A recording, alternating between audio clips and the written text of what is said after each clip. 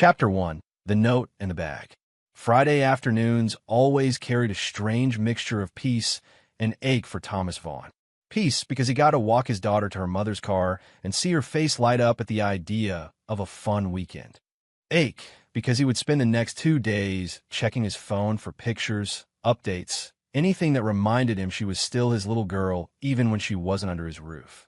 The school parking lot was half empty, wind tossing leaves across the asphalt. Emma clung to his hand tightly, swinging her little backpack with every skip. She was 7, old enough to be independent, young enough to still cling. Her shoes flashed with pink lights every few steps.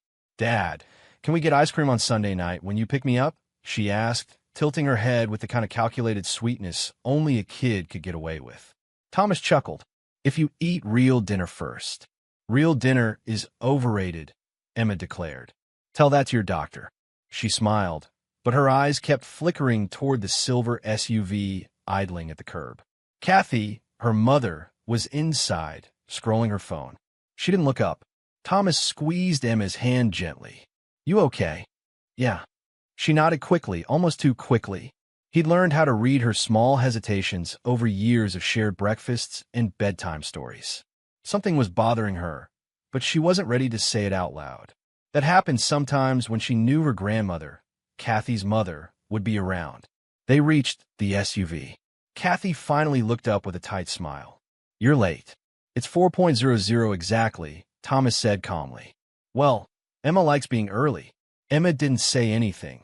She just hugged Thomas, arms tight around his waist. He bent down and wrapped her up, breathing in the faint scent of her strawberry shampoo, a smell that always hit him like a memory of better years. "You be good, kiddo," he murmured. "I'm always good," she whispered into his ear. "Just remember to read your pockets." He frowned at that, but didn't have time to ask. She pulled back, gave him the tiniest nod, something heavy behind her eyes, then climbed into the back seat. The SUV pulled away. Emma waved through the window until they turned onto the main road and disappeared behind traffic. The parking lot suddenly felt too quiet. Thomas shoved his hands into his jacket pockets to keep warm, and his fingers brushed something soft. Paper, folded several times. His heartbeat stumbled. He pulled it out. Emma's handwriting, blocky letters, uneven lines. "Dad, don't read until I'm gone." Well, she was gone now. He unfolded it. "Dad, check under your bed tonight. Grandma hid something there yesterday." For a moment, he didn't breathe. The wind blew around him, but the world felt still. Silent. His pulse hammered painfully in his ears. "Grandma hid something under my bed?" His throat tightened. He managed to get to his car, though he didn't remember walking there. The door slammed shut, but even inside the cabin, he could still feel his heart pounding as if the note were alive in his hand, radiating fear. Under his bed? His ex-mother-in-law? Hiding something? Thomas wasn't the type to panic easily. 15 years teaching chemistry to teenagers had built up a tolerance to chaos. But this was different. This was Emma. Emma never lied. Emma never exaggerated. She didn't even cheat at board games. Something was wrong. He drove home faster than he should have. Every red light felt like an accusation. Every turn felt too slow. His house looked normal when he pulled into the driveway. Brown siding, white trim, a yard he never had time to mow properly. Nothing out of place. Nothing to indicate that something under his bed could destroy his life. He unlocked the front door and stepped inside. Silence. Stillness. He set his keys down, shut the door quietly, and read the note again, as if hoping the words would change. They didn't. He made his way down the hallway, his palms sweating, footsteps echoing louder than usual. It was absurd. He had lived here for years, but suddenly the space felt foreign, like he had stepped inside someone else's home. He entered his bedroom. Everything looked untouched. The slightly messy desk, the laundry basket he kept forgetting to empty, the bed he never bothered to make on Fridays. But the bed now felt like a threat. He swallowed hard. Okay. Calm down." His voice sounded thin, even to himself. He knelt beside the mattress. For a moment he hesitated, staring at the fabric as if pulling it up would trigger some trap he couldn't see. Then he exhaled and lifted the mattress with both hands. The sight hit him like a punch to the chest. A black duffel bag. Heavy. Zipped. Stuffed to capacity. That's not possible, he whispered, his voice cracking. His first instinct was denial. Maybe it was old camping gear. Maybe it was nothing. Maybe his hands moved on their own. He unzipped it. The smell hit him first, chemical, sharp, familiar from school safety demonstrations. Then the sight. Clear plastic bags, filled with crystalline shards, layer after layer. He recognized it instantly. Methamphetamine. High purity. High volume. This wasn't personal use. This wasn't someone's stash. This was distribution level. Enough to bury him under decades of prison time. His stomach twisted violently. He staggered back, catching himself on the edge of the bed frame before he hit the floor. No, no, no, no. He pressed a shaking hand over his mouth. Images flooded his mind. Police cars, handcuffs, trials he couldn't win. Emma pulled away crying. People whispering that the quiet high school chemistry teacher was secretly a drug dealer. He felt sick. He forced himself to breathe. He needed proof, evidence that it wasn't his, that he didn't put it there. His phone was already in his hand. He took pictures from every angle. The bag under the bed, the contents, the surrounding area. He recorded a video, narrating the time, date, and what he found. His voice shook violently on the recording. He backed away from the bag and sat on the edge of the bed, staring at it like it was a venomous snake. "What were you thinking, Bernice?" he whispered. "What did you do?" His hands trembled as he dialed 3 numbers. 911. The operator answered calmly. 911. What's your emergency? Thomas swallowed, throat dry. My name is Thomas Vaughn. I found a large quantity of illegal narcotics in my home. I think someone planted them. I need police immediately. Sir, are you in danger? I don't know, he said honestly. But my daughter left me a note. She said her grandmother hid something under my bed. There was a pause on the line, the kind that meant this is bad. We're dispatching officers now. Do not touch the bag. Do not move anything. Stay where you are. Yes, ma'am. His voice felt very far away. He hung up and stared at the wall, trying not to imagine flashing lights, neighbors watching from windows, or Emma's face if he disappeared behind bars. A chill crawled through him. Tonight was going to be the worst night of his life. Chapter 2, Police, CPS, and Bernice's Shadow. Thomas stood in the hallway, arms crossed tightly, every muscle locked as if bracing against a storm he couldn't see. The house felt too quiet, as though even the walls understood something catastrophic had entered. The first flashing lights bounced off his living room windows only 15 minutes after the 911 call. The crunch of tires on gravel sent a cold shiver through him. He stepped outside to meet them. 2 patrol cars. 4 officers. One stepped forward, tall, broad-shouldered, hand resting near his holster. Are you Thomas Vaughn? Yes, Thomas breathed. You reported narcotics on site? Ah, yes. Inside. Under my bed. His voice cracked on the last word. The officer's eyes softened slightly. We'll need to take a look. Thomas nodded and stepped aside, letting them enter. He followed as they swept the hallway. When they reached the bedroom, one officer lifted the mattress while another knelt beside the duffel bag. Jesus, the kneeling officer muttered. Thomas watched helplessly as the officer unzipped the bag and revealed the crystal-filled packets he'd already seen. The police officer didn't need training to recognize what it was. His expression tightened. He turned back to Thomas. Sir, this is a lot. Do you understand how serious this is? I didn't put it there, Thomas said immediately, almost pleading. I swear to you I didn't. The officer exchanged a glance with his partner. We hear that every day, the partner said. Thomas swallowed. My daughter left me a note. She said her grandmother hid something under my bed yesterday. That stopped them. The first officer straightened. Your daughter? And her grandmother? Tell us exactly what she said. Thomas handed them the folded note he'd kept in his pocket. The officer read it slowly, eyebrows climbing as he took in the childlike handwriting. Check under your bed. Grandma hid something. He read aloud. His partner crossed his arms. When was your last contact with the grandmother? Yesterday, Thomas said. She came with my ex-wife. They dropped off clothes for Emma. Did she go inside the house? Yes. For how long? 5 minutes. Maybe less. Long enough for this. He gestured to the bag with a trembling hand. The officers exchanged another look, but this one was different.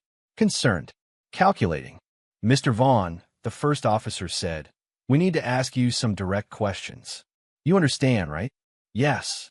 And you're not under arrest," he added, "but we need the truth." "I'm telling you the truth."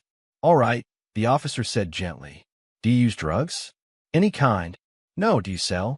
"Know anyone who does?" "No." "Any reason someone would want to frame you?" Thomas exhaled a heavy breath. "Yes." "Who?" He hesitated only long enough for the anger to flare behind his ribs. "My ex-mother-in-law, Bernice Wright." The name felt sour in his mouth. The officer's brow creased. "Why would she frame you with distribution-level narcotics?" Thomas let out a bitter laugh. "Because she's hated me since the day I married her daughter. Because she wanted the divorce to destroy me. Because she wants full custody of my daughter, and she knows framing me with drugs would do it." One officer scribbled notes. Another photographed the bag. Another called dispatch for narcotics detection and crime scene investigators. A fourth officer approached him. "Sir, we're obligated to notify CPS." Thomas's stomach dropped as if the floor vanished beneath him. "What?" he whispered. "Whenever drugs are found in a home where a child lives, even part-time, Child Protective Services has to evaluate the situation. But she wasn't even here. She's with her mother. Doesn't matter. The law is the law." Thomas ran a hand through his hair. Please don't do this. This wasn't me. You have the note. You have the time frame. You have..." "Sir," the officer said softly, "I'm sorry. But that's how this works." Thomas didn't respond. He just stared at his bedroom door, jaw clenching hard enough to ache. Within minutes, 2 crime scene techs entered wearing gloves. They dusted for prints, bagged the duffel, sealed every packet, and took more pictures than Thomas thought necessary. Each click of the camera lens made the situation feel more permanent. Finally, the lead officer approached him again. "Mr. Vaughn, based on what we've gathered so far, here's what will happen. We're taking the bag as evidence. A detective will follow up with you. You're not under arrest at this time, but we need you to stay available." "Of course. I'm not running anywhere. CPS will be contacting you tonight or tomorrow. They'll want to interview you and assess your home." Thomas exhaled shakily. "I understand." The officer paused. "Do you have somewhere you can stay? In case the investigation requires additional procedures." "This is my home. I understand that. But I'm giving you a heads up. CPS often makes temporary recommendations about child environments." "You mean they could suspend my visitation?" The officer didn't answer. His silence was answer enough. A knock sounded at the front door. Another uniformed woman stepped inside, holding a clipboard, CPS. Thomas's chest tightened, like someone had tied a belt around it. "Mr. Vaughn," she said politely. "My name is Denise Holson with Child Protective Services. I'm here because we received an urgent call from law enforcement." "That was fast," Thomas muttered. "We respond quickly when drugs are found in a child's living space. May we speak?" He nodded numbly and led her to the dining table. She sat across from him, hands folded on the clipboard. "Mr. Vaughn, I understand this is distressing, but I need to ask you some difficult questions." "I'll answer anything. Is your daughter present in the home?" "No. She's with her mother for weekend visitation." "And how often does she sleep here?" "Half the week during normal custody." Denise scribbled notes. "Mr. Vaughn, until this investigation is complete, I'm required to submit a temporary recommendation." The words that followed felt like daggers. "Your visitation with your daughter will be suspended until we confirm the environment is safe." Thomas felt his entire body lock up. "Suspended? It is not a judgment of guilt," she said carefully. "Simply a precaution." He leaned forward, voice low and strained. "My daughter warned me. She left me a note. She said her grandmother hid the bag. This is a setup. You have to understand. I read the note," she said gently. "But we must still follow procedure." He closed his eyes. That's when the ache turned into anger. His fear crystallized into focus. Bernice did this. Bernice put that bag under his bed. Bernice used Emma. Bernice wanted him gone. This wasn't paranoia. This wasn't coincidence. This was a deliberate attack. When Thomas opened his eyes again, the fear was still there, but another emotion had taken root beneath it. Resolve. Denise stood and gave him a sympathetic nod.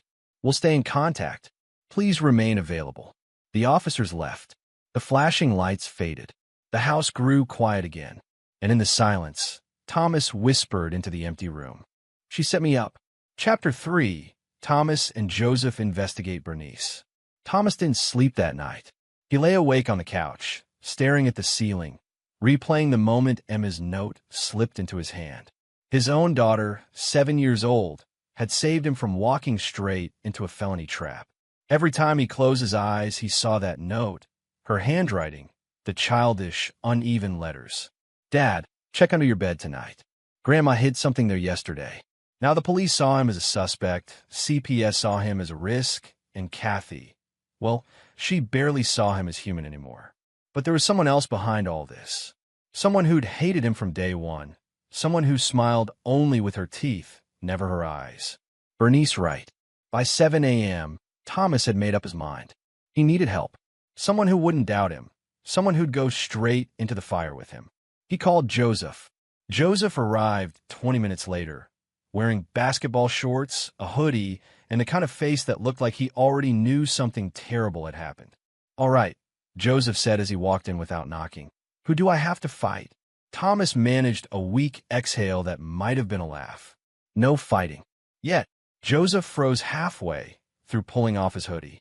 The yet is concerning. Thomas sat on the edge of the couch, elbows on his knees, hands clasped. "Police found drugs under my bed." Joseph didn't blink. "That's not funny. Wasn't a joke." "Thomas," Joseph said slowly, lowering himself into the armchair like an old man being delivered bad news. "You? You would never." "I didn't." Joseph nodded instantly. "Okay, good. I know. So who did?" Thomas slid the folded note from his pocket and handed it over. Joseph read it once, then again, then looked up at Thomas with an expression that sharpened like a blade. "Bernice." "Yes. That woman," Joseph said, blowing air out of his cheeks. "That woman has been trying to ruin you since Kathy met you. She wants custody of Emma," Thomas said. "I think she wants to make me look unfit." "No," Joseph corrected, handing back the note. "She wanted to destroy you. There's a difference." He knew that. He just hadn't wanted to say it out loud. "We start with her properties." Joseph was already in mission mode, pacing, tapping his fingers together. "Bernice owns rental units, right? Remember she bragged about becoming a real estate queen after the divorce?" Thomas nodded. "Yeah, she bought 3 units in Riverside, 2 in the South End, and I think 1 in Hayward." "You think she's letting criminals use her units?" Joseph asked. Thomas rubbed his forehead. "I don't know, but if she's willing to plant drugs in my house and risk her own granddaughter finding them, she's capable of anything." Joseph clapped his hands once. "Then let's dig." They drove to Joseph's apartment, where he had a desktop computer with 3 monitors and a chair that looked like it belonged in a racing game. He cracked his knuckles dramatically before typing anything. "You look ridiculous," Thomas muttered. Joseph grinned. "Ridiculous is a mindset. Also, this is my hacking chair." "You're not hacking." "Not yet." Thomas sighed. Step 1. Property records. Joseph pulled up the county's property database. "Okay, here we go," he said. "Bernice Wright.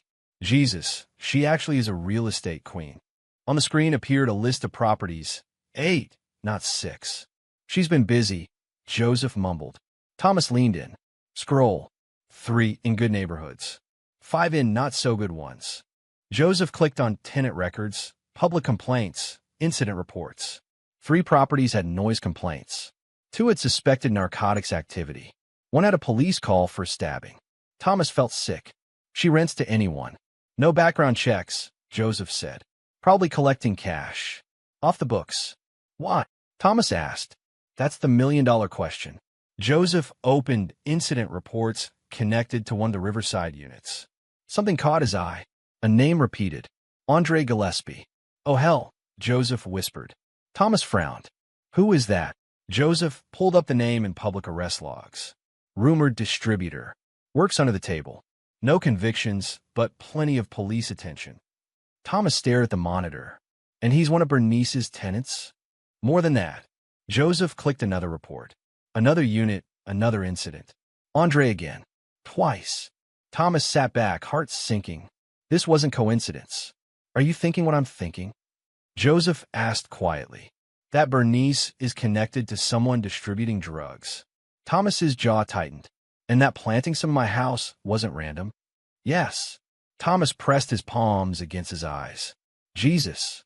Joseph stood, walked to the fridge, grabbed 2 bottled waters, and tossed one at Thomas. This is bigger, man, Joseph said. This isn't just her hating you. This looks organized. Thomas felt ice forming in his chest. What if she's using her properties as safe houses or storage spots? And she planted something in my home just to what? Remove me entirely? Joseph placed a hand on his shoulder. If she wanted you out of the picture, a drug conviction would do it. You lose custody. You lose visitation. You might even lose your job. Thomas swallowed hard, and Emma would be with her. Full time. They both fell silent. The weight of that thought was suffocating. A lead they can't ignore. Joseph cracked open another window. Let's look for patterns. He built a quick map of Bernice's properties. 8 pins appeared. He added dates of reported incidents. Then he highlighted every incident connected to the same unofficial suspect. Andre Gillespie. 3 properties lit up. Same area, Joseph said. Same street radius. Same timeline. Thomas leaned back, stunned. He's tied a half of her problem units. Joseph nodded slowly. You don't just accidentally rent to the same suspected distributor 3 times in different units. Unless it's intentional. Joseph pointed at him. Exactly. Thomas stood and paced, hands on his hips. Bernice set me up. But now, I think she's involved in something criminal herself. Joseph swiveled in his chair. I think she's deeper than you realize. And if she's connected to Andre, he didn't finish. He didn't need to. Thomas's stomach dropped as the pieces clicked together. The drugs under his bed weren't planted as a prank. They weren't planted out of petty hatred. They were planted by someone connected to a criminal network. Someone who wanted him gone. Someone who had access to dangerous people. Someone wearing perfume and pearls, smiling sweetly at judges while plotting like a mobster in heels. Bernice Wright. Thomas ran both hands through his hair. This wasn't random. This wasn't even personal. Joseph looked up with a grim expression. It's part of something bigger, organized, and dangerous. Thomas exhaled slowly, eyes narrowing with a resolve he hadn't felt in years. Then we dig deeper, he said, and we don't stop until we find everything. Chapter 4, The Warehouse Discovery. Thomas had replayed the footage from Joseph's monitors in his mind all day. Bernice's properties, her tenants, the repeated appearance of Andre Gillespie. Every thread he pulled led to something darker, something intentional, something organized. By the time the sky turned charcoal and the streetlights flickered on, Thomas had already made his decision. He wasn't waiting for justice. He was going to hunt for the truth himself. And he was starting tonight. The warehouse. According to county records and Joseph's map, Bernice owned a warehouse on the outer edge of the industrial district. Supposedly, it was storage for her cleaning business, though no website or registered LLC existed for that business. At 11:42 p.m., Thomas parked his car 2 blocks away, killed the engine, and sat still long enough to steady his heartbeat. The wind was cold. The air smelled like rust and diesel, the kind of place where no one looked twice if a stranger disappeared. He pulled his hoodie up, slipped gloves on, and checked the small camera attached to the inside of his jacket. Okay, he whispered to himself. And then out. He walked slowly, deliberately, sticking to the darker corners of buildings. When he turned onto the warehouse's street, he froze. A truck was backed up to the loading dock, its engine running. Voices drifted through the night, low, hurried, not the casual tone of late-night workers. Thomas pressed himself against the side of a metal fence and peered around. The warehouse door was cracked open. Light spilled out, yellow and unwavering. He took a breath, pulled out his phone, opened the camera app, and started recording. Inside the operation, Thomas crept closer, crouching as he approached the loading dock. He made it to the side of the open door, heart in his throat, and angled his camera inside. What he saw made his stomach flip. 2 men sat at a folding table, surrounded by stacks of cash, bundled, rubber-banded, and piled like bricks. One man fed money through a counting machine, the whirring sound mixing with the low hum of the overhead lights.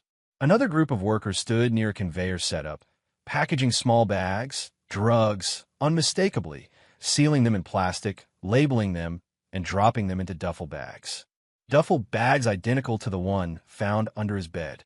Thomas swallowed hard, trying to keep his breathing quiet. His thumb steadied on the record button. "You're doing this for Emma." Workers joked to each other in tense voices. "Yo, Andre said this batch needs to be out by tomorrow. No screw-ups. Bernice want numbers updated? She gets hers after distribution. Don't ask me how much, I don't count that high." Hearing her name in a criminal operation felt like a punch to the ribs. Thomas zoomed in, capturing faces, the product, the bags, the cash, the license plate on the truck, anything that could become evidence.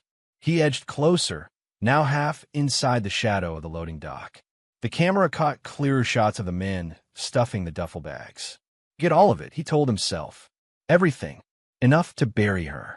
A loud metallic clang echoed somewhere inside the warehouse. Thomas jerked back, hitting the wall with more force than he intended. A worker looked up. "Yo, you hear that?" "Probably the pipes," another replied. "This place is ancient." Thomas stopped breathing until they went back to work. He wiped sweat from his brow, even though the night air was cold. Too close. Way too close. But he wasn't leaving. Not yet. Not without the proof he needed to save his daughter. The moment that changes everything. A new voice entered the warehouse, deep, commanding. "Move faster. We're behind schedule." Thomas recognized the tone before he saw the face. Andre Gillespie. He stepped into the light, tall, sharp jawline, wearing a dark leather jacket, and began inspecting the bags. He lifted one, unzipped it, checked the contents, then nodded to his men. "Good. Bernice wants the shipment out by sunrise." Thomas's blood ran cold. He captured every second. Andre zipped the bag closed and slapped one of the workers on the shoulder. "Load it." This was it. This was everything he needed. He backed away slowly, careful, trying not to make a sound. His heart was hammering so loudly he worried it would echo through the metal walls. Just a few more steps. His foot hit an empty soda can hidden in the gravel. It crunched. Loud. Too loud. A shadow turned. "Who's out there?" Thomas bolted. The chase. "Hey, stop." The warehouse erupted with shouts. Thomas sprinted toward the far end of the lot. Heavy footsteps pounded behind him. A flashlight beam swept past him, then back again. There! He's running toward the gate. Thomas vaulted over a concrete barrier, nearly twisting his ankle on the landing. He pushed himself forward, lungs burning. If they caught him, it was over. Not just for him, for Emma. He tore across the street, cut between two abandoned forklifts, and dove behind a dumpster. Footsteps thundered past. Breathing hard, he waited, counting the seconds, listening for the sound of someone doubling back. Finally, after what felt like an eternity, the voices faded. He didn't move for 5 more minutes. When he finally crawled out, he kept low, making his way through the maze of old industrial yards until he reached his car. He didn't exhale until the engine turned over. The decision. Back in his driveway, Thomas sat in the dark, gripping the steering wheel. The video was incredible, undeniable, explosive, but it was also completely illegally obtained.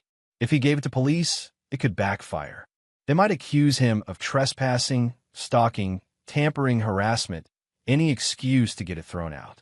And Bernice had money, lawyers, influence. He couldn't risk becoming a bigger suspect than she already made him look like. But he couldn't sit on this evidence either. Not while she built a case to take Emma. He opened a recording, watched the first few seconds, the drugs, the cash, the bags, and knew what he had to do. He uploaded the video to an encrypted burner app Joseph had set up for him and sent it anonymously to a major news station. No message, no explanation, just the footage. Once it's sent, he deleted everything from his phone, even the cached thumbnails. Then he stared at the blank screen, chest tight. He had just burned his safety net. He had just fired the first shot in a war he didn't fully understand. But at least now he had time. Time to figure out the rest. Chapter 5. Public outrage and the first police raids. Thomas didn't sleep the night he sent the footage. He lay awake on the couch, still in his clothes, the TV muted but glowing in the corner, waiting for some sign, anything, that the storm he had unleashed was beginning. And it came at 6:12 a.m. A notification flashed on his phone. Breaking. Anonymous footage shows alleged drug operation in local warehouse. He bolted upright. The video was everywhere. The news, social media, police scanner chatter, and comments were exploding by the thousands. Holy hell, this is in our city? Where were the police? Whoever filmed this is brave as hell. Shut that whole place down. Thomas felt his stomach drop. There was no going back now. The media firestorm. By 8 a.m., every major outlet was running the story. A reporter stood outside the exact warehouse Thomas had filmed the night before. Authorities have confirmed the footage is authentic. Police believe the warehouse may be the center of a large-scale distribution network operating throughout the county. Thomas turned up the volume. Behind the reporter, dozens of officers were visible, blocking off the area with bright yellow tape. Police SUVs and unmarked vehicles filled the lot. AK-9 units circled the perimeter. Neighbors crowded the sidewalks, filming on their phones. The reporter continued, "We have sources claiming the building owner is a woman named." Thomas held his breath. Bernice Wright. Investigators are seeking clarification on her connection to the operation. He dropped the remote. A surge of adrenaline shot through him. His heart raced. His hands trembled. She was exposed. Finally, she was exposed. The first raid. By noon, Thomas was parked 2 blocks away, watching from a distance as officers carted duffel bags, crates, and boxes filled with evidence out of the warehouse. The same bags he had seen under those harsh lights hours earlier were now being photographed, cataloged, and loaded into police trucks. Several workers were cuffed and lined up against a patrol car. One officer barked orders, "Secure everything." These are federal quantities. Thomas spotted him, Andre Gillespie, being shoved into the back of a cruiser, wrists zip-tied, jaw tight, trying and failing to hide the panic in his eyes. Andre shouted toward the officers, "Man, y'all don't know what you're doing. I didn't run this. I just moved product." "Save it for interrogation," an officer snapped, slamming the door. Thomas pressed a hand to his mouth. Seeing Andre arrested felt surreal, like watching his nightmare unravel in reverse. Andre starts talking. Hours later, the evening news took it further. A suited anchor leaned toward the camera. Sources tell us that Andre Gillespie, the man arrested during this morning's raid, is cooperating with law enforcement. Thomas froze. Cooperating? That meant, the anchor continued, Gillespie has provided investigators with names, records, and alleged financial links tying the operation to property owner Bernice Wright. Thomas let out a slow, shaky breath. There it was. He sat down heavily on the couch, feeling the weight of relief and dread hit him at once. If Andre flipped, Bernice's empire, whatever size it truly was, would begin to collapse. But that also meant Bernice would know exactly who had brought the house down. She would know someone leaked the footage, and she was on a look for the person who tipped the first domino. Thomas felt a cold chill crawl down his spine. The raid spread. By the next morning, police cars swarmed 3 more properties owned by Bernice. 2 duplexes and 1 office building. Thomas watched the live chopper feed. Every place looked the same. Officers hauling out boxes, bags, containers, computers, file cabinets. One reporter narrated breathlessly. Authorities say they are searching for documents related to money laundering, financial fraud, and potential trafficking activity. Several kilograms of illegal substances have been recovered from the second raid alone. People filmed from their porches as officers moved in. Tenants were escorted out for questioning. Some protested their innocence. Others refused to speak at all. Meanwhile, online comments exploded. "Arrest the landlord. This is a whole crime ring. How did this go on for years?" Thomas watched every update like his life depended on it. Because it did. The arrest of Bernice Wright. At 3:40 p.m., Thomas's phone buzzed again. A breaking news alert. Police arrest local businesswoman Bernice Wright in connection with multi-property drug operation. He rushed to the TV. A swarm of reporters stood outside Bernice's mansion-like home. Expensive gates, stone pillars, manicured hedges. Bernice appeared in frame. In handcuffs. She wore an expensive navy blouse, tailored pants, pearl earrings, a perfect picture of wealth and society. but her face was twisted with fury. Not fear. Fury. Officers guided her toward a patrol car as cameras flashed. Bernice snapped at someone off-screen. "This is ridiculous. You have no right. My lawyer will bury every one of you." Neighbors stood on the sidewalk, whispering. A reporter thrust a microphone forward. "Mrs. Wright, do you deny involvement in the warehouse activities?" Bernice turned her head, just enough for the camera to catch her icy expression. "I'm being framed." Thomas's skin crawled. Her eyes, he knew those eyes. Cold, calculating, vengeful, and she wasn't looking at the reporters. She looked straight into the lens, like she was aiming her rage at whoever exposed her. At him, two officers pushed her gently into the back of the car. The door slammed. Bail and fury. The evening news confirmed it. Bernice Wright has posted bail within hours of her arrest. Of course she had. Money like hers didn't stay locked away. Thomas paced his living room, running a hand through his hair. She was free, out in the world, angrier than ever, and she had just watched her empire begin to crumble. The anchor added, "Sources close to the investigation state that prosecutors expect more charges as evidence is reviewed." Community outrage continues to grow.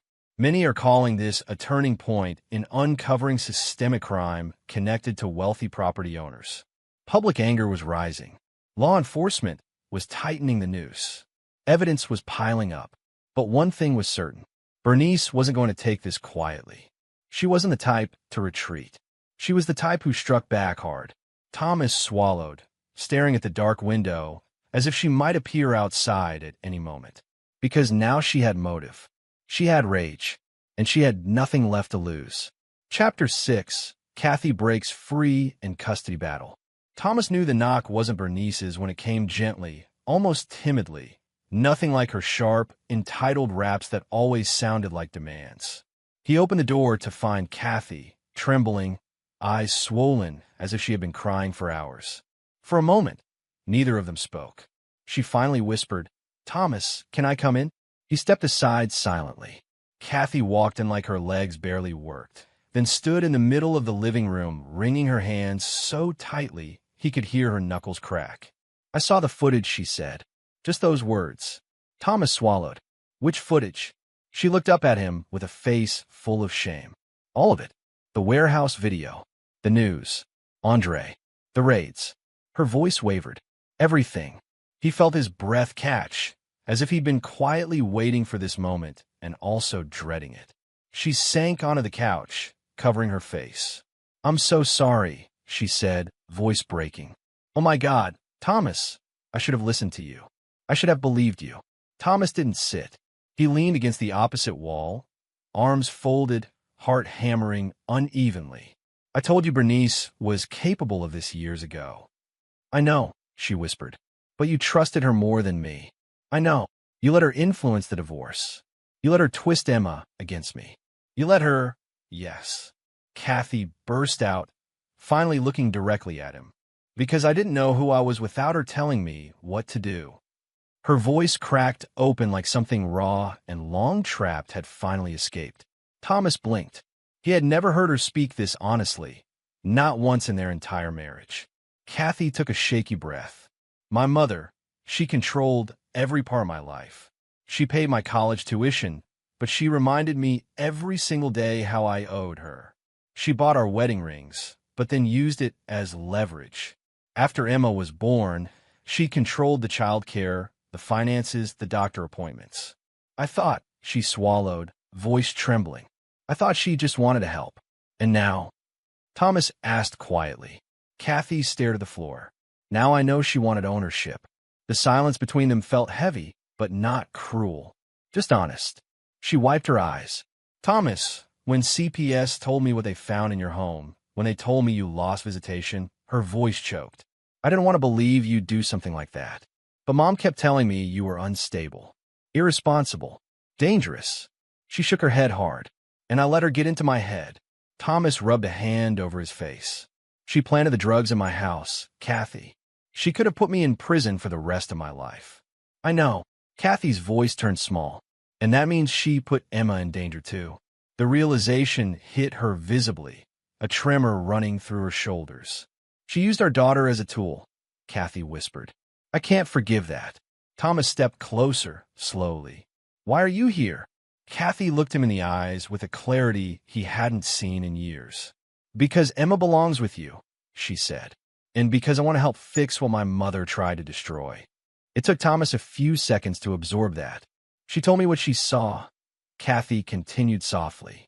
The day my mom visited your house, Emma told me, word for word, Grandma hid something in Daddy's room. I didn't understand what she meant until the police raided the warehouse. Kathy pressed her palms to her eyes. And now I can't stop thinking, if Emma hadn't warned you. Thomas exhaled sharply. I know. Kathy looked up. We need to tell the court everything. And I mean everything. The manipulation. The way she controlled my decisions. The way she tried to take Emma from you. I'm done being scared of her. Thomas nodded slowly. You ready to break away? Kathy nodded. Yes. Completely. Emergency custody hearing. 2 days later, Thomas stood in the small family courtroom, palms damp, heart pounding. CPS investigators sat in the front row. His attorney stood beside him. Across the aisle, Kathy sat alone. Notably, Bernice was not present. She was legally barred from being anywhere near the hearing due to her arrest and investigation. The judge scanned the file in front of her. Mr. Vaughn, Mrs. Vaughn, this is an emergency custody petition initiated due to evidence suggesting danger in the maternal extended household. Thomas kept his breathing steady. Kathy rose first. Her voice trembled but stayed clear. Your Honor, I need to say something before anything else. The judge nodded. Go ahead. Kathy looked at Thomas, then back at the judge. My mother manipulated me for years, she said. She influenced the divorce. She pressured me to seek more custody. She made me believe Thomas was unfit when he wasn't. And recently, her voice cracked. Recently, she endangered my daughter and framed my ex-husband for crimes he had absolutely nothing to do with. The courtroom murmured. The judge lifted an eyebrow. Are you saying you believe the defendant was framed? Yes, Kathy said firmly. She wiped her cheek. And I want the record to show that I support Thomas having full custody. Thomas closed his eyes briefly, swallowing emotion. The judge turned to CPS. Your findings? A CPS investigator stood. Your Honor, based on the drugs found in Mr. Vaughn's home, Emma's testimony, and the evidence linking these actions to the maternal grandmother, CPS strongly recommends full placement with Mr. Vaughn for Emma's safety. The judge nodded slowly. Bring in the child, please. The door opened. Emma walked in holding a small stuffed fox. Her eyes scanned the room until she spotted Thomas. She smiled nervously. The judge gave her a gentle nod. Hello, Emma. Can you tell me, in your own words, what happened the day your grandma visited Daddy's house? Emma hugged the fox tighter. Grandma came into Daddy's room.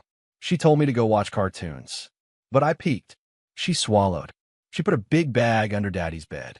And she told me not to tell Daddy. The judge leaned forward slightly. Did she say why? No, Emma whispered. But she was mad. Really mad. Kathy turned away, tears slipping down her face. Thomas felt his chest squeeze. The judge folded her hands. Thank you, Emma. That was very brave. Emma smiled shyly and walked back out with the bailiff. The judge's ruling. It took only minutes. Given the evidence presented, the ongoing criminal investigation, and the risk posed by the maternal grandmother, the court rules the following. Full physical and legal custody is awarded to Thomas Vaughn. Kathy Wright will have visitation as arranged between the parents. And lastly, the judge paused. Bernice Wright is hereby banned from all contact with Emma Vaughn effective immediately. The gavel struck.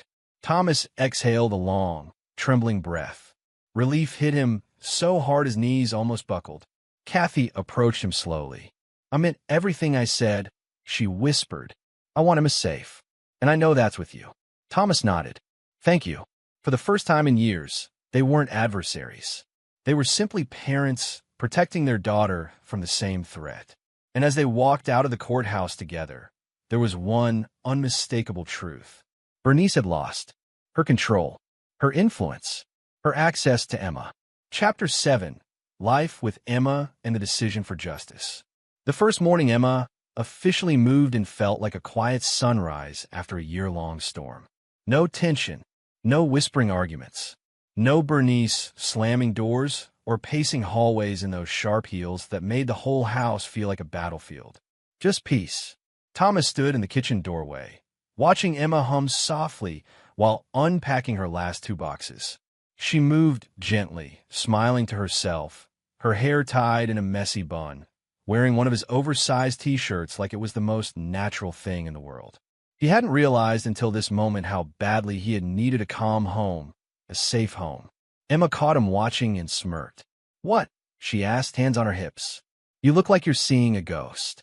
"No," Thomas replied, stepping closer. "Just trying to understand what a peaceful life feels like." She laughed, a soft, warm sound he hadn't heard in years while living under Bernice's shadow of manipulation and chaos. "Well," Emma said, tapping his chest with one finger, "get used to it. Because I'm staying, and I'm not planning on letting the house fall apart like before." Thomas raised an eyebrow. "Before? You mean when it felt like a live-in psychological warfare experiment?" Emma snorted. "Exactly." They both laughed, and for a moment, Thomas felt normal again. But underneath that warmth, a cold realization simmered. Peace didn't mean safety. Distance didn't mean the threat was gone. Bernice was still out there, with connections, with loyalists, with years' worth of secrets hidden behind her polished smile. And Thomas knew exactly how dangerous that made her. A new routine and old shadows. Days passed, and Emma settled into the house with an energy that made everything brighter. She opened windows, let sunlight in, reorganized cupboards, and even convinced Thomas to throw out a set of creepy porcelain dolls Bernice's mother once gave them. That woman had a hobby of collecting cursed artifacts, Emma muttered as she wrapped them in old newspapers. Good riddance. Thomas chuckled, but the comment stirred something heavier. Because while they were cleaning, reorganizing, and rebuilding a sense of normal life, he kept finding small remnants Bernice had purposefully hidden. Old financial ledgers tucked behind books, anonymous mail addressed to random names, even burner phones taped under drawers. Emma noticed his face tighten each time. "You okay?" she asked one afternoon while they sat at the table sorting through another box labeled miscellaneous. The kind of box Bernice would have filled with things she didn't want anyone else to see. Thomas lifted a manila folder. Inside were bank transaction logs under 3 different aliases, all with ties to the same shell corporation. "Yeah," he said quietly. "I'm just remembering things." Emma touched his hand gently. "You don't have to do this alone." He met her eyes, warm, steady, sincere, and nodded. "No, but I need to finish it." Joseph returns. A few evenings later, Joseph showed up at the house again, carrying 2 laptops, a thermos of coffee, and a stack of printed documents. He dropped everything on the dining table. "This," Joseph declared, "is ridiculous." Thomas groaned. "What now?" Joseph flipped open one laptop and pointed to a map on the screen. This is a web of financial crimes spanning at least 7 years." And she hid it in plain sight. Offshore accounts, dummy corporations, fake tenants, bogus rental agreements. "Thomas, your ex-wife wasn't just stealing. She was running a small criminal empire." Emma's eyes widened. "Are you serious?" Joseph gave a humorless laugh. "Emma, half these tenants never existed.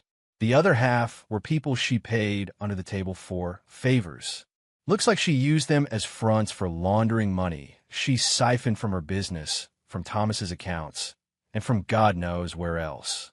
Thomas exhaled slowly, staring at the screen, a cold heaviness settling over him. "So, this is bigger than I thought." "No," Joseph corrected. "It's bigger than either of us thought." Emma leaned forward. "So what now?" Joseph glanced at Thomas. "He decides. The decision for justice." For the first time in weeks, the old anxiety flickered up inside Thomas. The familiar tension he used to feel every time Bernice started a new fight or disappeared for days with a flimsy excuse. Emma sensed it instantly. "Thomas," she whispered, "you're safe now. Don't let her shadow choke you." He nodded, but his eyes stayed fixed on a laptop. "Safe. Yes. But free? Not until this was finished." He pushed the laptop away and stood up, pacing slowly across the living room. Bernice built all this thinking she was untouchable, he said, voice low, steady. She used my name, my accounts, my reputation. She dragged me through hell while building her little empire. Emma and Joseph stayed quiet, letting him speak. But I'm done letting her dictate my life. She chose this path. She created this chaos. She dragged me into it without my knowledge. He turned toward them. So I'm ending it. Emma's expression softened with pride. Joseph nodded approvingly. Good, Joseph said. Then we proceed. No holding back.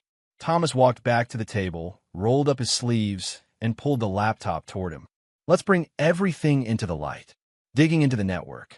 What followed became a grueling nightly ritual.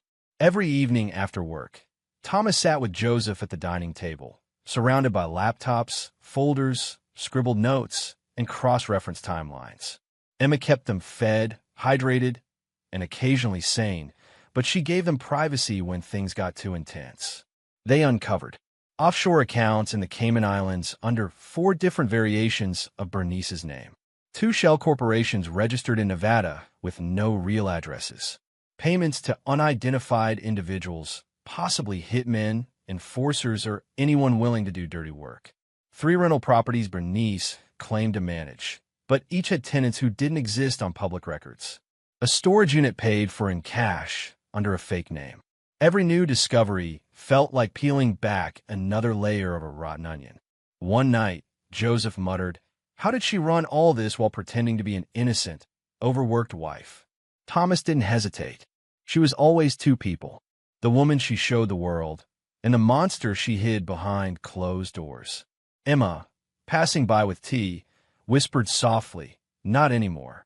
The quiet strength, living with Emma, gave Thomas a sense of stability he had forgotten was possible. She was patient, warm, supportive, and unlike Bernice, she wasn't trying to control him. She was helping him rebuild himself. But there was something else too. Emma's presence made him braver, more focused, more determined. Each night, when Emma placed a gentle hand on his shoulder before heading to bed, it felt like she was silently telling him, "You are stronger than your past." And he believed her, organizing the truth. By the end of the week, the dining table had transformed into a war room. Laptops on one end, stacks of documents sorted by year, a giant whiteboard filled with arrows, dates, connections, and red circles around key transactions. Thomas looked at it all, the evidence, the patterns, the lies, and felt a sense of control returning to his life. "Let's organize everything," he said firmly. Every file, every document, every timeline. He stayed up late into the night, labeling each folder, cross-referencing every transaction, creating detailed summaries, building an airtight archive of Bernice's entire criminal network. He wasn't rushing. He wasn't panicked. He was methodical. He was focused. For the first time in years, Thomas was no longer the victim of Bernice's chaos. He was the one dismantling it, and he organized all the evidence meticulously. Chapter 8, Thomas brings down the empire. Thomas had never been one to sit idle. Even with Emma finally safe at home and Kathy's acknowledgement of the truth, he knew the fight wasn't over. Bernice's reach stretched far beyond the warehouse raid and her recent arrest. Her network of shell companies, offshore accounts, and corrupt tenants could easily recover unless someone dismantled it completely. He had spent weeks meticulously organizing evidence, and now it was time to act. Delivering the evidence. Under the cover of night, Thomas carried a heavy briefcase through quiet city streets. The papers inside were organized with precision. Detailed transaction records, including wire transfers and offshore payments. Annotated property maps marking every one of Bernice's rental units and warehouses. Connections to Andre Gillespie, showing how he facilitated drug distribution. Warehouse activity logs from Thomas's own clandestine footage. Tenants' affidavits, timelines, and suspicious payments. He arrived in a nondescript federal building, slipped past the security desk with a carefully crafted fake ID, and found the drop-off location specified in a secure FBI tip line email. The agent on the other side barely looked up as Thomas handed over the package. "Anonymous submission?" the agent asked. "Yes," Thomas said. "I have everything All of it. The agent nodded curtly, sliding the briefcase under the counter. We'll handle it from here. Thomas exhaled, feeling the tension in his shoulders ease just slightly. He knew it would take weeks, maybe months, for the Bureau to process everything. But he also knew that once they did, Bernice wouldn't have room to maneuver. Applying legal pressure. While the FBI began its formal investigation, Thomas refused to wait passively. Using the evidence he had gathered, he launched a multi-front legal and public campaign against Bernice. 1. Leaks to journalists. Thomas anonymously sent summarized reports and screenshots to investigative journalists in local newspapers and online outlets. Within hours, news stories appeared detailing suspicious financial patterns linked to Bernice's properties. Headlines like "Local Landlord Linked to Multi-Million-Dollar Shell Companies" and "Warehouse Video Reveals Alleged Drug Operation" spread like wildfire. 2. Tips to the IRS. He submitted anonymous tip forms detailing Bernice's offshore accounts, hidden profits, and undeclared rental income. He included cross-references from her legitimate accounts, making it impossible to ignore. 3. Reporting unsafe building violations through city inspection departments. Thomas filed formal complaints against Bernice's properties: broken staircases, fire hazards, overcrowded units, unlicensed rental spaces. Inspectors visited quickly, issuing citations and forcing temporary closures. 4. Encouraging witness testimonies. He quietly reached out to tenants he knew had been intimidated, helping them relocate and providing moral support. Letters and statements were sent to the authorities detailing years of threats, unpaid security deposits, and other suspicious activity. 5. Exposing shell companies online. Thomas created an organized dossier connecting each shell company, showing transactions, addresses, and business partners. He made the information publicly accessible on secure whistleblower forums, ensuring it would catch journalists, law enforcement, and regulatory agencies. The empire begins to collapse. Within weeks, the results were undeniable. Thomas watched news reports and social media with a mixture of awe and grim satisfaction. Properties were seized or frozen, locked down due to outstanding violations and criminal connections. Accounts tied to Bernice were frozen by the IRS and banking institutions. Business partners, fearful of association, quietly distanced themselves, shutting down projects or resigning from boards. Journalists ran follow-up investigations, confirming connections between Bernice's shell companies and suspected criminal activity. Tenants who had once been intimidated began to speak out publicly. Thomas leaned back in his chair, a mug of lukewarm coffee in hand. The house was quiet. Emma was asleep upstairs. For the first time in months, he felt the weight of Bernice's presence lift, if only slightly. Joseph leaned against the counter, grinning, scrolling through his phone. "You know, for a chemistry teacher, you're ruthless when you want to be." Thomas smirked. "You mean meticulous, and patient, and anonymous, and terrifying?" Joseph laughed. "All of the above. Honestly, I didn't think anyone could take her down like this." Thomas's gaze drifted to the window. Across the city, Bernice's empire was unraveling piece by piece. It was slow, deliberate, and undeniably satisfying. "Slow?" Joseph asked, sensing the silence. "I'd call it surgical." Thomas allowed himself a small smile. "Surgical. That's better. Precise. Controlled. Legal. Mostly." He thought about Emma, curled up in her bed, smiling in her sleep, unaware of the chaos her grandmother had caused, and the careful, relentless work her father was doing to protect her. "She won't touch her," Thomas said quietly. "Not ever again. Not Emma. Not me. Not this house." Joseph nodded, folding his arms. "She'll be lucky to even see the city without someone watching her now." Thomas returned to his stack of papers, double-checking each folder, making sure every link, every transaction, every connection was properly noted. He added small tabs, color-coded notes, and timestamps for reference. "This isn't just about revenge," Thomas said. "It's about justice. And if we do it right, she won't have the power to hurt anyone else ever again." Joseph leaned in, studying the meticulous files. "You've got the FBI breathing down her neck now, The IRS, journalists, city inspectors, even her tenants are scared straight. This empire's already trembling. Thomas nodded. Good. Trembling is the first step. Collapse is next. The weight of responsibility. Thomas paused for a moment, sipping his coffee. The quiet night, air settled through the open window. He thought about every sleepless night, every cautious step, every risk he'd taken, from the warehouse to the courthouse, from the spreadsheets to the secret tips.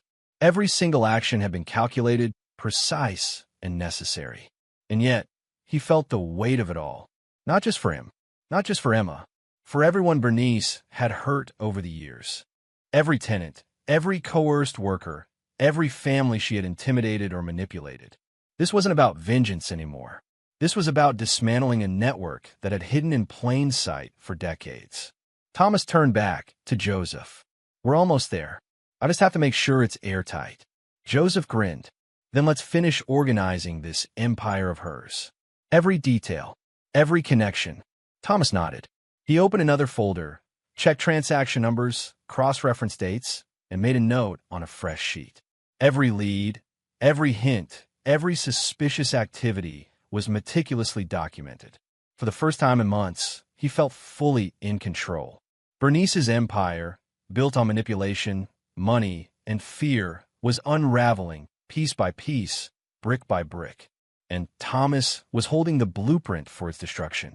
Weeks of careful work, anonymous submissions, and persistent legal pressure had created a chain reaction. The empire was crumbling.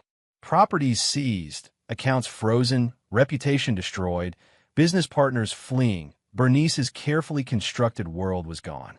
Thomas leaned back, hands on the table, surveying the evidence like a general surveying a battlefield he had already won. Chapter 9. The Federal Trial and Sentencing.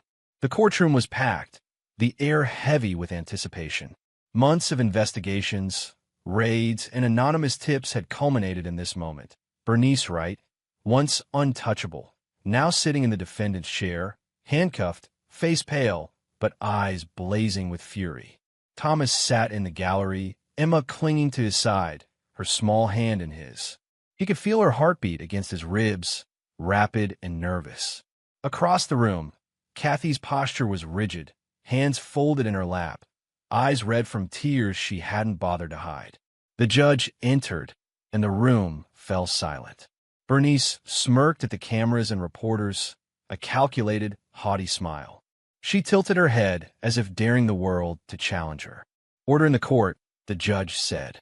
We will proceed with the trial of Bernice Wright, charged with trafficking, conspiracy, racketeering, money laundering, and child endangerment.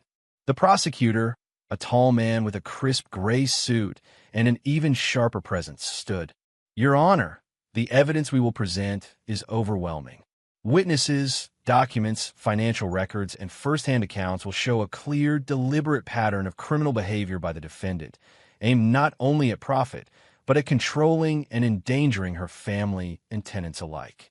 Bernice scoffed, whispering to her attorney, They think this is enough? I'll make them regret every word. Thomas felt a surge of anger, but kept his hands folded. He didn't move. He waited.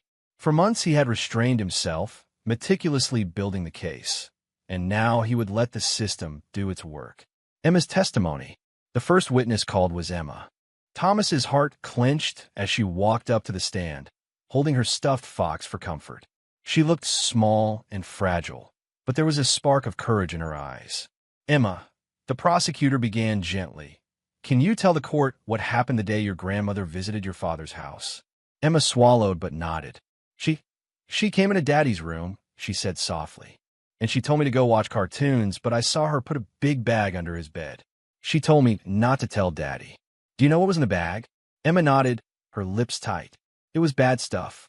Daddy called the police. It was drugs. The courtroom murmured. Thomas felt tears sting his eyes, but blinked them back. Emma was brave. Brave in a way no adult could have been.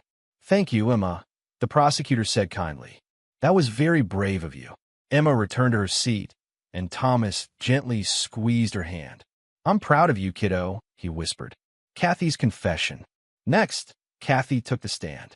Her voice quivered at first, but soon she found strength in the truth. Your Honor, I want to speak honestly about my mother's control over my life, she began. She manipulated me financially, emotionally, and psychologically for years. She influenced my decisions during my marriage, during the divorce, and even regarding Emma's custody. I did not understand the full extent of her actions until the recent raids and evidence came to light. Bernice leaned forward, eyes narrowing, lips pressing together tightly. Lies, she hissed. She's lying. Kathy ignored her, continuing. I failed to protect Emma. I trusted my mother over the truth. I now see how dangerous she was and how close Emma came to being hurt. I stand here today to tell the court the truth about my mother's manipulation. Thomas exhaled slowly, relief washing over him. Finally, someone who had been trapped under Bernice's influence was speaking freely. The evidence speaks. The prosecution began presenting documents, photos, and videos. Warehouse surveillance, property records, financial transfers, and the meticulously organized files Thomas had prepared months earlier were displayed on large screens for the jury. The duffel bags from the warehouse, the offshore accounts, the shell companies, and the connections to Andre Gillespie were all laid bare. Each exhibit was carefully narrated. Dates, amounts, transfers, and operations explained in a clear, logical sequence. Every time Bernice tried to interrupt, the judge silenced her firmly. You will have your opportunity to speak, Ms. Wright, the judge said. Not now. Thomas watched as the jurors leaned forward, taking notes, their expressions unreadable. But he could see the wheels turning. The evidence was undeniable. Bernice's reaction. Throughout the trial, Bernice alternated between haughty defiance and barely concealed rage. She whispered to her attorneys, gestured wildly when the videos played, and occasionally glared directly at Thomas. You think this will ruin me, she muttered, barely above a whisper during a recess, unaware that a court officer was nearby. Thomas ignored her. He didn't need to engage. He had already won in the most important ways. Emma was safe, and the evidence was irrefutable. The verdict. After hours of deliberation, the jury returned. The courtroom was tense, every spectator holding their breath. The judge called the court to order. Has the jury reached a verdict? The foreperson stood. We have, Your Honor. Bernice shifted in her seat, hands clenching the armrests. On the charges of trafficking, guilty, the foreperson said. Conspiracy, guilty. Racketeering, guilty. Money laundering, guilty. Child endangerment, guilty. Thomas felt a weight lift off his chest. Emma grinned slightly, her hand tightening in his. Kathy let out a long breath, tears slipping freely down her cheeks. Bernice's face contorted, disbelief and fury warring in her expression. She rose abruptly, shouting, This is a miscarriage of justice. I'll appeal. You'll all regret this. The judge banged the gavel. Order in the court. The defendant will be sentenced according to federal guidelines. The sentence. The prosecutor outlined the recommended sentence, taking into account the severity of Bernice's crimes and the overwhelming evidence. The judge's voice was steady, final. Bernice Wright, for trafficking, conspiracy, racketeering, money laundering, and child endangerment, this court sentences you to 20 years in federal prison, with no possibility of parole for 15 years. Bernice screamed, struggling against the officers restraining her. No, you can't do this. I'll appeal. She was dragged from the courtroom, still screaming, red-faced, and furious, promising retribution that Thomas knew she would never carry out. Thomas exhaled slowly, his hands trembling just slightly from the adrenaline and relief. He looked down at Emma, who squeezed his hand and whispered, We did it, Daddy. Yes, kiddo, Thomas said, his voice tight with emotion. We did it. The courtroom emptied slowly, and Thomas allowed himself a moment of quiet satisfaction. Bernice's reign of manipulation, intimidation, and crime had ended. The truth had prevailed. Chapter 10, Peace, Reflection, and New Life. The morning sun streamed through the kitchen window, falling on the wooden table where Thomas and Emma sat together. A plate of scrambled eggs, toast, and fruit lay between them, untouched for a moment as Thomas watched his daughter giggle at something small and silly she had said. For the first time in years, the sound felt like it belonged in his house. Not forced, not fragile, but entirely natural. "Dad," Emma said, pointing to the orange juice, "I can pour my own juice now." Thomas laughed, leaning back in his chair. "All right, but no splashing, okay?" Emma's face broke into a mischievous grin. "No promises." She carefully tilted the jug, spilling a few drops, but she caught herself before disaster struck. Thomas shook his head, smiling, and reached across to wipe a drop from her cheek. "You're getting too good at that, kiddo. One day, you'll be better than me at everything." Emma giggled again, the sound echoing through the quiet house. Life slowly settles. The days that followed were filled with small victories and moments of genuine peace. Emma's laughter became a constant companion, echoing through the halls instead of the tense silence that had ruled for so long. She no longer flinched at sudden sounds or locked doors when Bernice came into her mind. Thomas started taking her on short walks after school, hand in hand, past the park where she had once clung to him nervously during custody exchanges.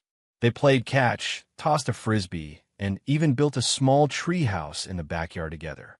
Each day, the house felt warmer, more alive, more theirs. At night, Thomas sometimes sat in the living room after Emma had gone to bed, staring at the dim glow of the streetlights outside. He'd recall the months of chaos, the police raids, the courtroom battles, and the long nights compiling evidence. The adrenaline had faded, but the weight of it all still lingered in his chest. Joseph had stopped by frequently, always bringing coffee and checking in. "She's thriving," Joseph said one evening, watching Emma chase their dog, Max, around the yard. "You did good, Thomas. You really did." Thomas nodded slowly, sipping his coffee. "We both did, but sometimes I wonder, did I go too far?" Joseph raised an eyebrow. "Too far? You exposed a criminal empire. You protected your kid. You followed the law mostly. Far? No. Necessary? Absolutely." Thomas exhaled, letting the tension ease slightly. "Necessary, yeah. I just want to make sure Emma's life never becomes about fear again. Kathy becomes a healthier co-parent." With Bernice behind bars, Kathy's own transformation became evident. She called more regularly, her tone calmer, more balanced. She showed up on time for visitation, helped with Emma's school projects, and no longer deferred every decision to her mother's whims. One afternoon, Thomas answered the phone. "Hey, Kathy." "Hi, Thomas," she replied, voice light. "Emma wanted to ask if she could go to the museum this weekend. I already checked with you on the schedule, but I thought we could coordinate." Thomas smiled, a genuine warmth filling his chest. "Of course. That sounds perfect. Thanks for checking in." I'm really sorry for everything before," Kathy added quietly. "I didn't see clearly back then. I let my mom manipulate both of us." "It's okay," Thomas said firmly. "The important thing is you're here now, co-parenting properly. Emma deserves that, and so do we." Kathy's sigh was soft, relieved. "Thank you. I'm learning. I really am." Thomas reflects on the past. Late one evening, Thomas sat in his favorite chair with a glass of whiskey, staring at the ceiling as memories of the past year flickered in his mind. The duffel bag under his bed, the frantic calls to 911, the police raids, Emma's note, Kathy's tearful confessions, Bernice's courtroom outbursts. Every moment felt surreal. He questioned himself often. Had he acted rashly? Had he endangered himself or others by taking matters into his own hands? Yet, as he thought through each step, he realized he had done what had to be done. Bernice had tried to destroy him, to take Emma, to manipulate and intimidate everyone in her path. She had underestimated the very people she thought she controlled: Thomas, Emma, even Kathy.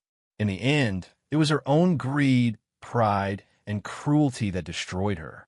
Every property seized, every account frozen, every partner fleeing, it had all crumbled under the weight of her actions. And Thomas, quietly but deliberately, had ensured that truth prevailed. Emma's growth and joy.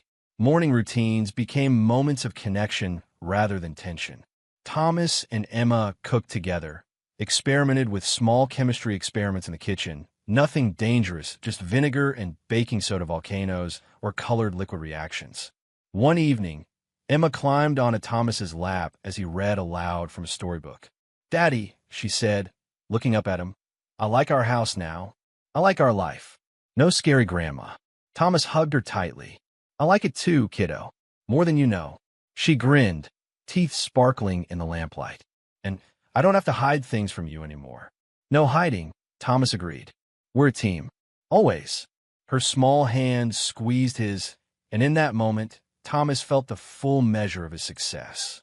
Not in money or legal victories, not in newspapers or courtrooms, but here, in a peaceful, loving home. A new perspective.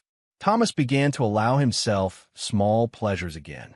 Evening walks with Emma, quiet reading sessions on weekends, even laughter without an underlying tension. One night, while tucking Emma into bed, he paused at the doorway. She looked up at him, eyes wide and trusting. "Good night, Daddy," she whispered. "Good night, Emma," he replied softly. "Sleep tight." As he closed the door and leaned against it for a moment, Thomas allowed himself a rare smile. For the first time in years, he felt truly at peace. The nightmares that had haunted him, the fear of losing Emma, the terror of being framed, the anger at Bernice, had faded into memory. Bernice had tried to destroy him. She had tried to steal his daughter. But instead, she had destroyed herself. And Thomas had ensured that justice was served. A safe, loving home. In the weeks that followed, Thomas focused on building stability. Emma's laughter became the soundtrack of their lives. The home was no longer a battleground, but a sanctuary. Kathy's co-parenting provided balance and support, and Thomas found strength in both the routine and the quiet moments of joy. He sometimes reflected on the journey. The fear, the anger, the long nights spent planning and strategizing. And he realized, with a quiet certainty, that he had done everything right. He had not acted out of vengeance alone, but out of necessity, out of love, and out of a commitment to truth and justice. His reward was simple, yet profound. A life with Emma that was safe, nurturing, and free from the shadow of Bernice's cruelty. A life where mornings were filled with giggles, afternoons with learning and play, and nights with peace. Thomas stood by the window one evening, looking out at the quiet street, Emma asleep upstairs, and felt a sense of calm settle deep into his chest. He knew the road had been long, dangerous, and exhausting, but the destination had been worth every step. He smiled, a true, unburdened smile. Bernice's empire had fallen. The court had delivered justice, and Emma was safe. For the first time in years, Thomas felt complete. His reward was the life he had always wanted. A safe, loving home with his daughter, and justice finally served.